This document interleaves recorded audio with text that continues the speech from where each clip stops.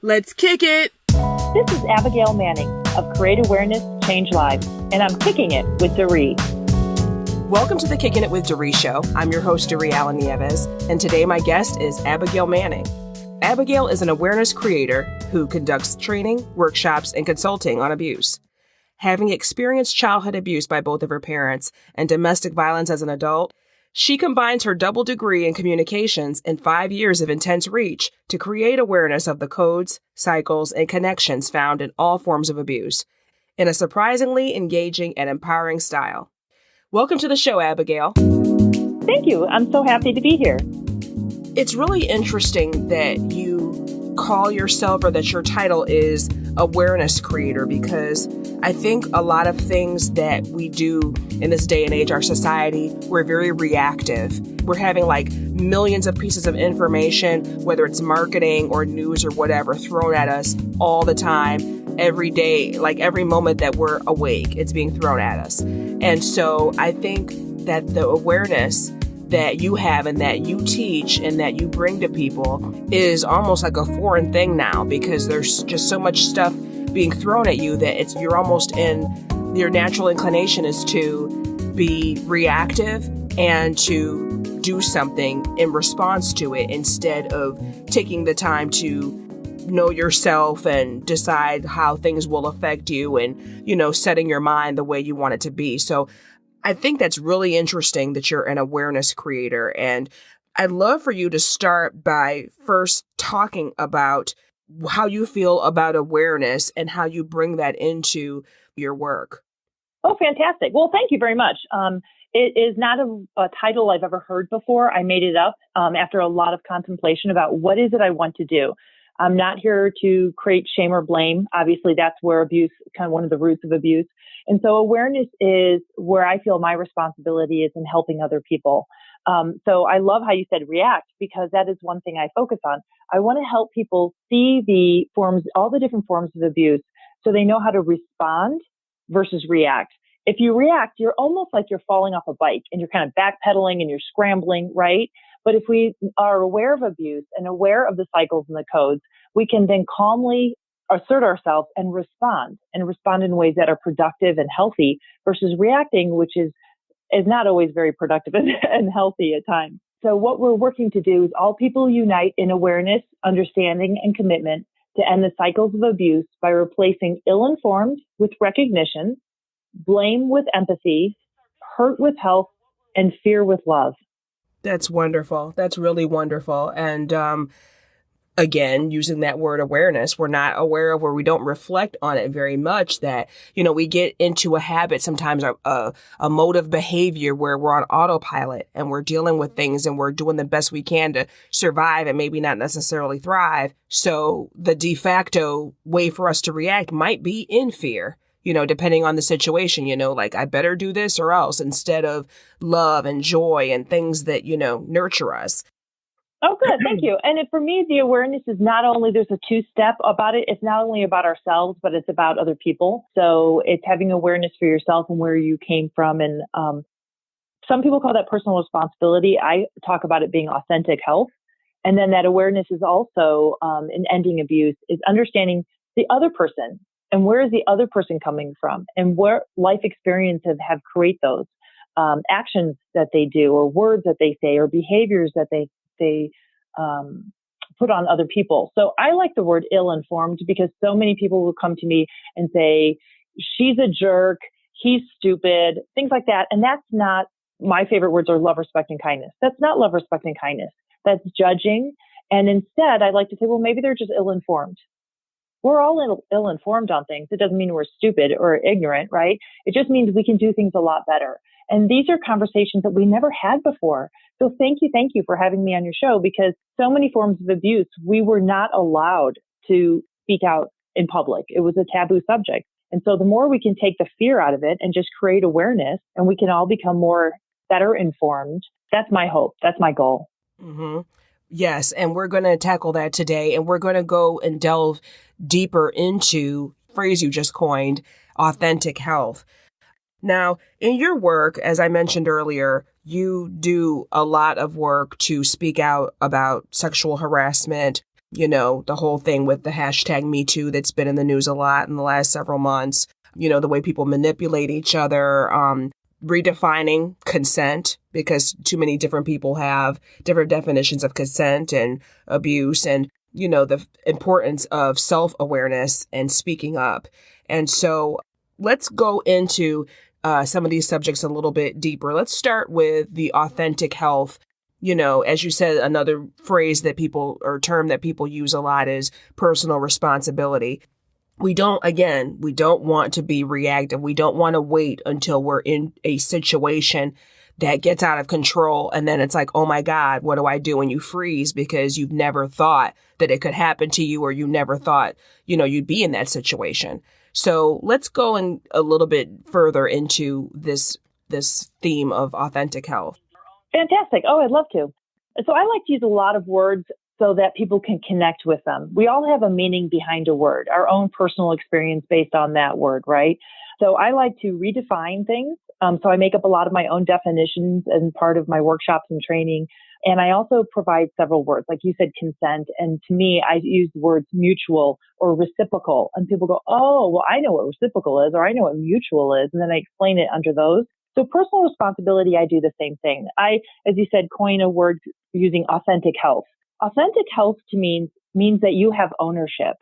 You have ownership over yourself. You have ownership over your past. You have ownership over how you're going to respond. Because the definition I use for any form of abuse, so I just did a big workshop for the Colorado Capitol, a large group of senators and representatives and their aides and staff on sexual harassment, but I also speak on child abuse and domestic violence.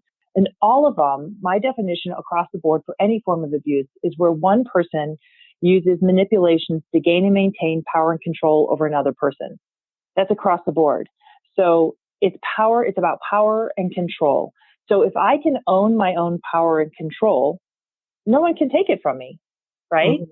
So that's part of that authentic health. And my goal is that there are no more victims. There aren't people who are, because in the sexual harassment, I have a lot of people coming to me on both sides that are saying, I was sexually harassed. What can I do? How can I stop this from happening? It's happened to me a couple of times. And I have other people saying, all I did was compliment her boots and I literally got fired. An engineer got fired from a job because he complimented, and the woman took it as sexual harassment, and he was complimenting boots, not sexual harassment, right? So where's this ownership of what is and what is not across the line? The big thing about abuse is it always starts small and it grows big. And so when we can understand that and we can start seeing it, then we don't have to let it grow big. We can stop it in its tracks.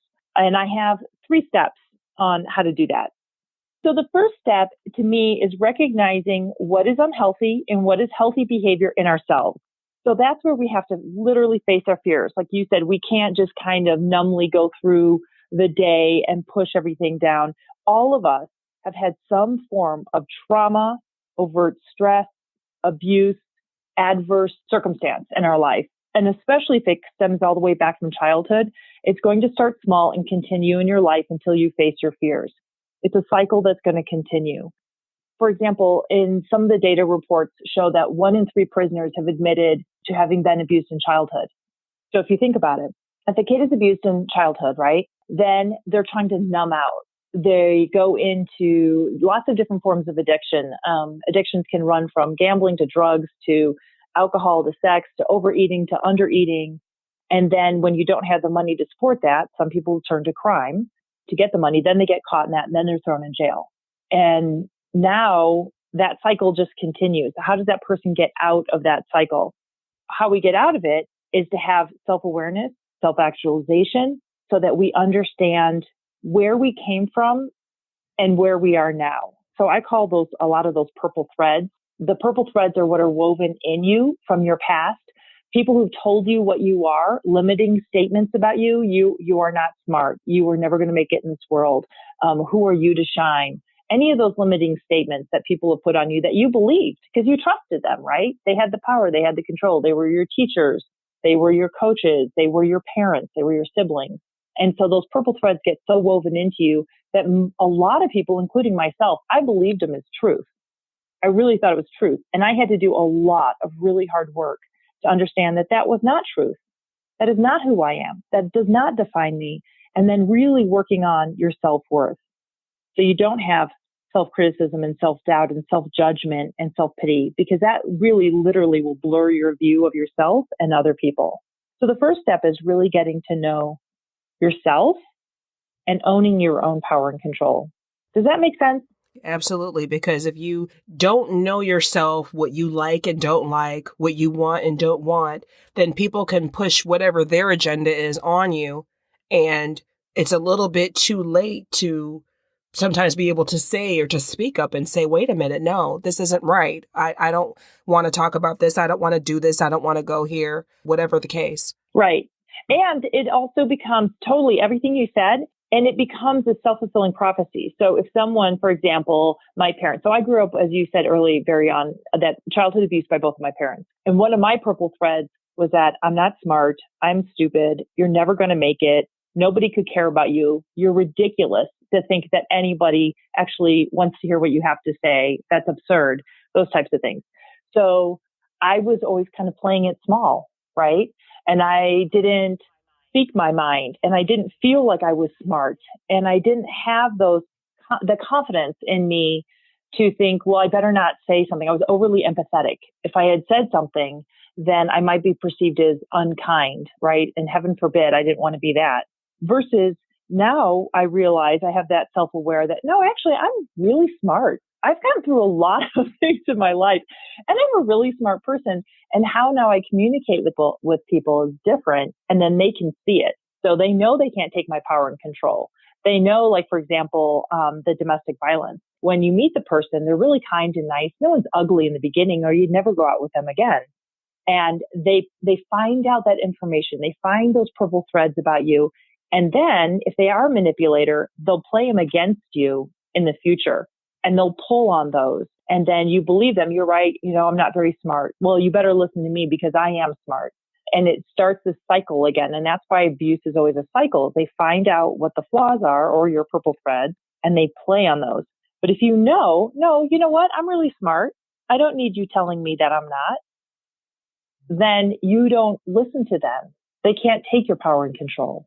They can't influence you. Yeah. There's a certain kind of person that has to be vulnerable enough to be able to come under these wiles. That's why children are so, unfortunately, such common victims of abuse, because they're so vulnerable. And I know that's one of the areas that you delve into when you speak and counsel people. Perfect. And you talk about something that's really important. There's two words that they use. It's called grooming and gaslighting. So a lot of times children are groomed. They're told from a very beginning time, you got a B plus, what, you couldn't get an A? Wow.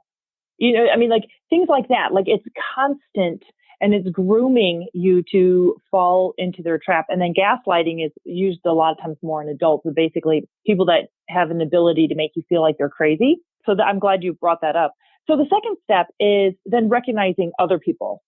What is their path? What is their unhealth? What is in their life? When you can recognize what is healthy and unhealthy, then you can determine if that is their intent.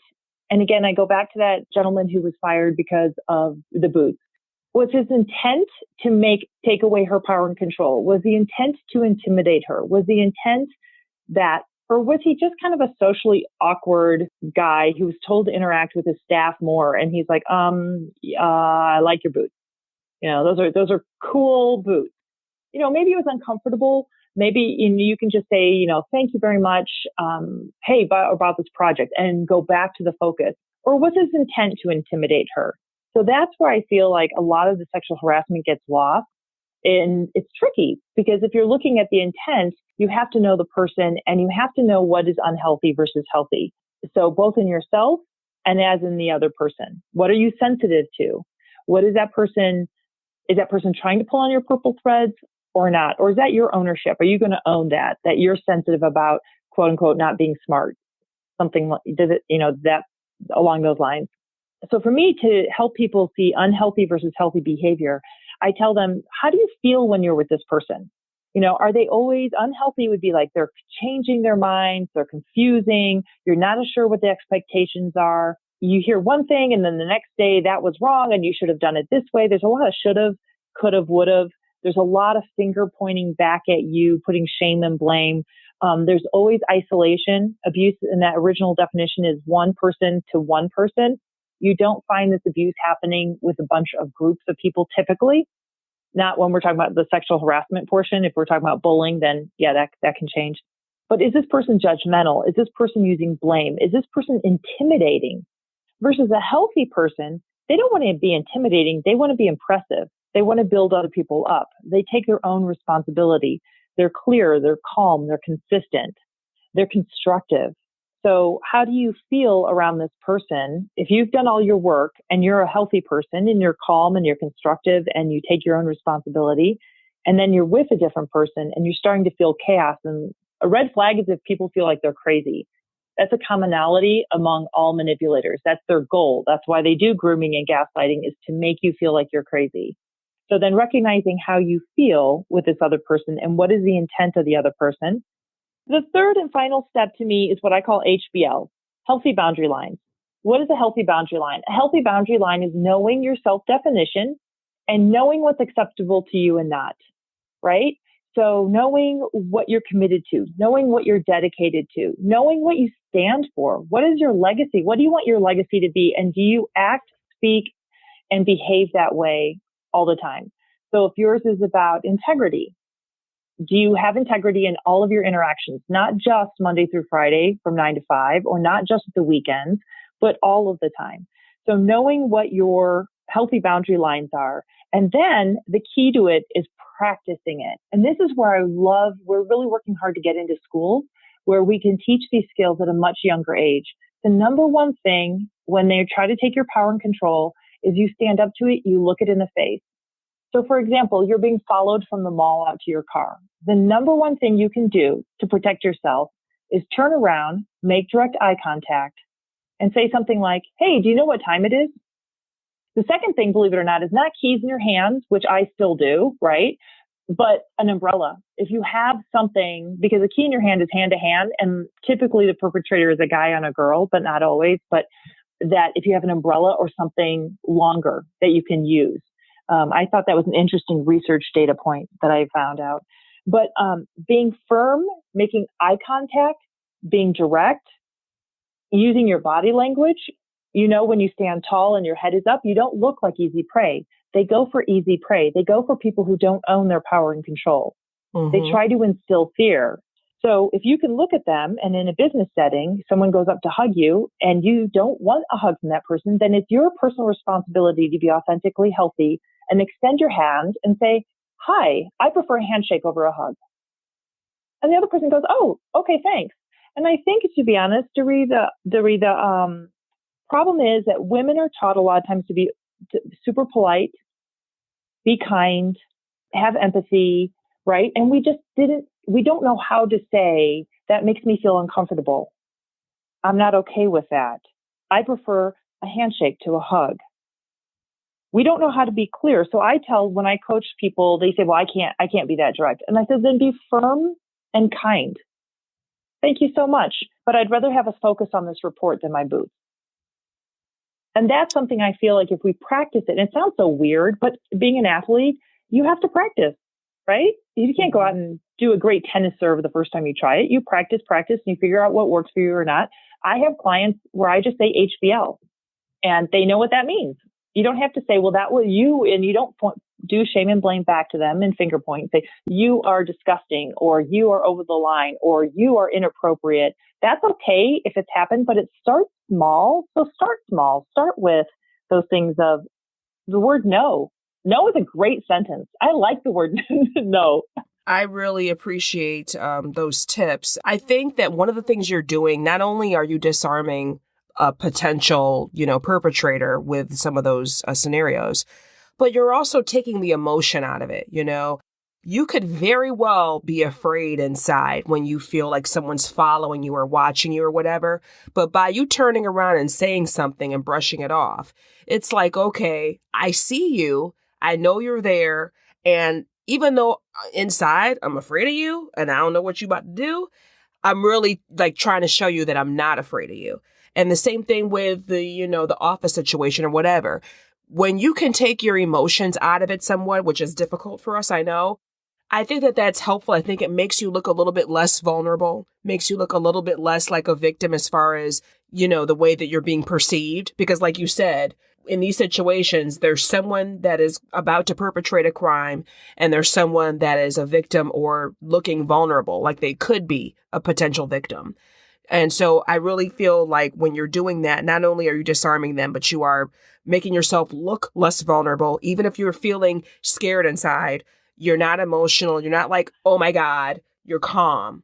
You're polite and kind, but you're still firm. Right. And that's where that is, you're responding versus reacting. And if we can respond like people who have been trained, for example, first responders, right? They don't panic. When a firefighter or a policeman or ambulance pulls up, they stay calm and they go into what they've practiced. Be clear, be calm, be concise. And it doesn't have to be this big elaborate thing. It can just be eye contact and direct communication. That's it. No, thank you. Or let's focus back. And again, they're always trying to shift the focus. So focus it back to what is appropriate, right? You don't even have to criticize them. You can just say, if you want to, you can say that's inappropriate. That's wonderful. But that's really hard, especially if you're going to be working with this person or if that person is your boss. So I like saying things like, I prefer we get back to the project. Let's refocus on why are we in this meeting? I know your time is valuable. My time is valuable. Let's get this figured out instead of all the side comments that kind of get people derailed. But it really comes down to practicing it. You have to practice being assertive and looking people in the eye and being direct because they're going to test you. It's going to start off small. They're not going to come. So if we're talking about sexual harassment and someone has you into their office and they're all of a sudden undoing their pants, let's say, right? It didn't start there. It started several steps before them standing too close, them constantly hugging you or something like that. We're not talking about assault. Assault can just come out of nowhere, right? But we're talking about like sexual harassment. And there's always warning signs. And if we can recognize those and we're aware of those way back in the beginning, we can calmly and, like you said, take the emotion out of it. I prefer a handshake, not a hug. Or if someone's really close, they come in and they try to physically take your space over, you can say, let's go into the conference room where we have a little more room. You get something in between you. You go on the other side of their desk. You stand on the other side of their chair. And because it's always one-on-one, if we're talking sexual harassment, a lot of the things, even parents that are abusive to their kid, they won't do it if there's another person in the room. They do it one-on-one. So then you say, hey, let's get someone in here. Let's get Bob. Hey, Bob, you're really good with all these flow charts. Let's have you in on this conversation. If you're a kid, hey, go get your sibling. Have them come in and help. Have them witness. Yeah, that's good. That's really good. I think it kind of explains it is that we just have blurred vision about ourselves because you know why? It's hard to really be self-aware and self-actualize, but really start listening to yourself when you get in a situation and you all of a sudden feel sick to your stomach or scared to death or something like that. Stop, take a couple of breaths and ask yourself, why am I feeling this way? Why am I feeling this way? And you're going to find there's commonalities. You're going to find it's the same theme over and over. And that's your biggest purple thread. And then I would say go after pulling that out of yourself. It's hard. I mean, it takes time. It's frustrating that it can keep coming back, especially if you're older and you've experienced childhood abuse and it's been in there for a long time. So that's all I would say is like face your fears, resolve any kind of your overt stress or adverse childhood or trauma or abuse that you've experienced, and then recognize what is someone else versus your own, but always hold on to your own personal power and control. And it seems really weird, but it's kind of fun. You can practice with your best friend. You can practice with your partner. You can practice with your kids. You can just practice at different times. And one of my favorites, I've asked friends. So I've had parties where I say, okay, let's go around the room and everybody give me your best way to stop something. And one of my friends, she's this tiny little thing and she puts her hand on her hip and she'll say, oh, no, you didn't. Like this, because she works in an all-male industry and that's her favorite go-to line. And it brings humor into it, right? So it's not combative, but there's no mistaking her words. She is not a prey. She is not about to give up her power and control, and she's going to hold you to her HBL. Yeah, she's not pretending that, you didn't just do or say what you just did. So that's excellent. Right. And she brings humor. I just loved it. So everybody has to have what's comfortable for them, and then you have to practice it. So like when you said you're really scared, you're going to be scared, especially the first dozen times you try it. But if someone is following you to your car, or your boss keeps getting closer and closer, or a coworker or something like that, practice it so that you're responding because you're hardwired, fight, flight, or freeze, right? So you're hardwired into those things. So you don't want to go into reaction and panic. You want to go into the calm responding mode and have one go-to line that when you're the most stressed out, you know that one line and you can do it. I think that you have to have a balance between worrying about offending someone and being polite and protecting yourself. Do you care more about offending someone than your own personal safety? Because if something happens to you, it affects you and it affects others too. It affects, your family members. It affects if you have children or, a partner. It affects everyone. It impacts you. So it's not just about us trying to be politically correct or be polite or not offend someone or be nice or not look weird because we keep turning around and checking things. It's about your personal safety and just making sure that, it's okay for us to put ourselves first. I did a show about this a few months ago, and it was a slightly different angle that I was going for, but it still rings true. It's okay to put yourself first. It's okay to say, you know what? No, I think I'm going to go ahead and step out now. I don't think I'm going to wait for this or whatever. Absolutely. I love what you said. So that's where when I work with men and women, and these are stereotypes, okay? But what I hear from men is, why aren't women direct?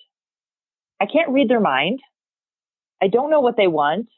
Some of them are like, I thought we were friendly and kind of bantering, and I don't understand the nonverbal behavior cues. Like, some people just don't get that. Some people are really strong at understanding other people's body language, but they're really weak in science. Other people are really strong in science, but they're really kind of clueless about other people's body languages and personal zones and what's too close and what's too far. And they have some social awkwardness. And that's why it goes back to that intent.